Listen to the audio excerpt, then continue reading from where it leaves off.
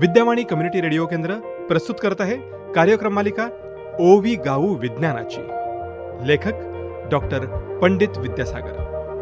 अभिवाचन आणि संकल्पना विस्तार करत आहेत डॉक्टर दीप्ती सिधये.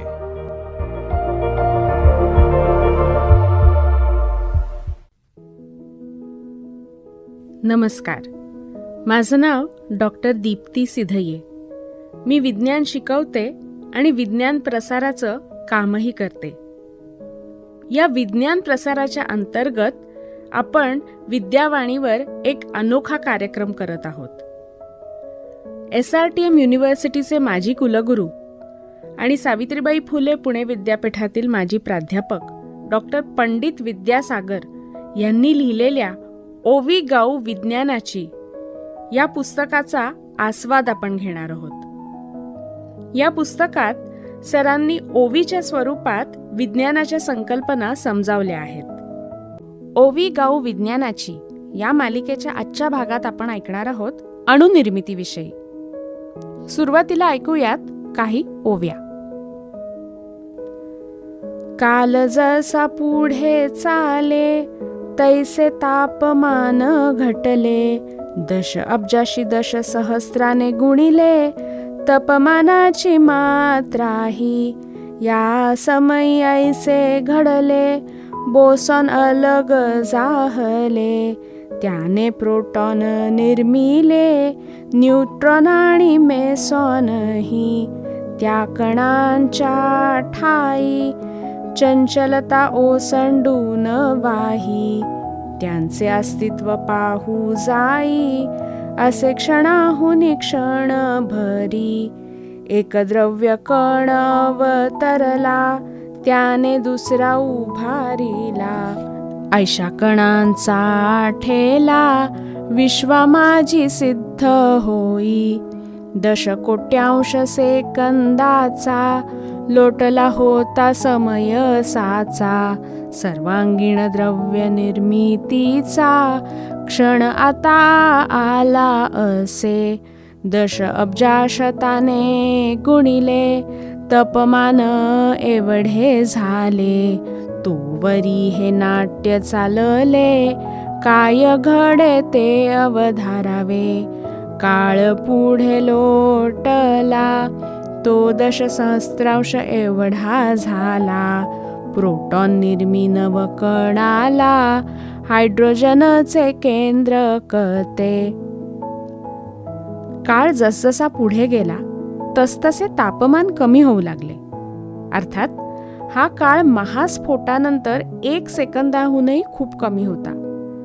परंतु या वेळेला जी परिस्थिती होती ती द्रव्य निर्मितीला पोषक अशी होती. या स्थितीमध्ये द्रव्य आणि ऊर्जा यांच्यामध्ये फारकत होऊन मूलकण एकत्र आले. त्यातून मूलकणांपेक्षा वजनदार अशा कणांची निर्मिती झाली.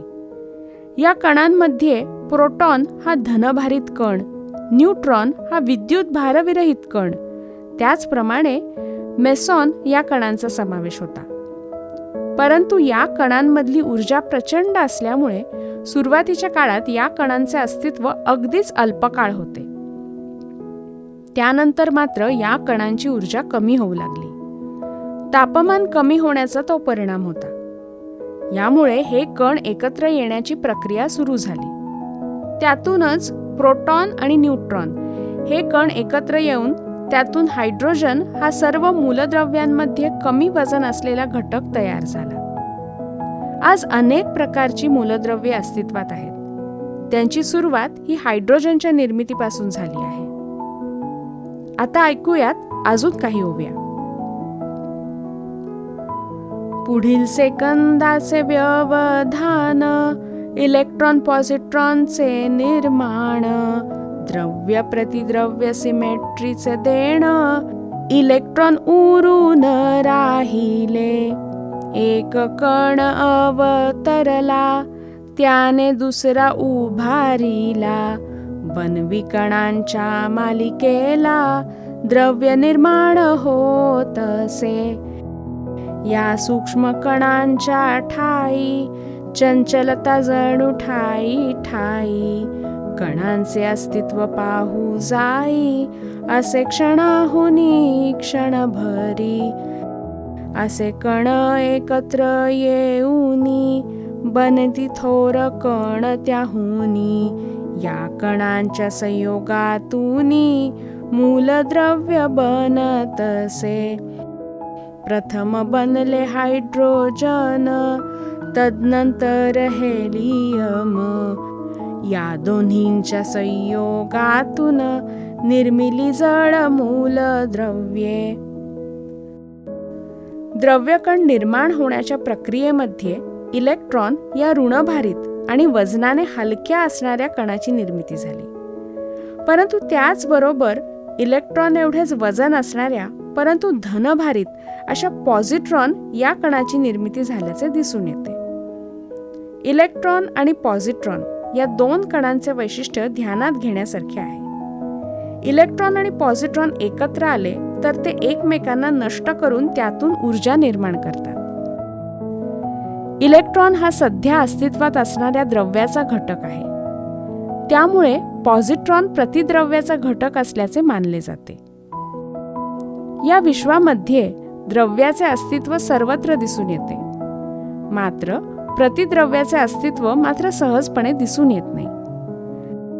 जर समजा या विश्वामध्ये प्रतिद्रव्य अस्तित्वात असेल आणि कल्पना केली की अशा प्रतिद्रव्यांपासून सजीवही निर्माण झाले आहेत, तर काय होईल? अशा प्रकारचे दोन सजीव जर एकमेकांना भेटले तर द्रव्य आणि प्रतिद्रव्य यांच्या संपर्कातून ऊर्जा तयार होऊन ते दोन्हीही सजीव नष्ट होतील. शास्त्रज्ञांना प्रतिद्रव्य काही प्रमाणामध्ये निर्माण करण्यात यश आले आहे, मात्र प्रतिद्रव्यांपासून बनलेले सजीव ही केवळ कल्पना आहे हे आपण विसरता कामा नये. तापमान कमी झाल्यामुळे हायड्रोजनपेक्षा वजनाने अधिक असणारे हेलियम हे मूलद्रव्य तयार झाले. त्यापुढे हेलियम आणि हायड्रोजन यांच्या संयोगातून त्याहून अधिक जड असणारी मूलद्रव्य तयार झाली असे मानले जाते. श्रोते हो, ओवी गाऊ विज्ञानाची या मालिकेच्या आजच्या भागात आपण ऐकलत अणुनिर्मितीविषयी. या भागाचं सादरीकरण केलं होतं डॉक्टर दीप्ती सिधये यांनी. धन्यवाद.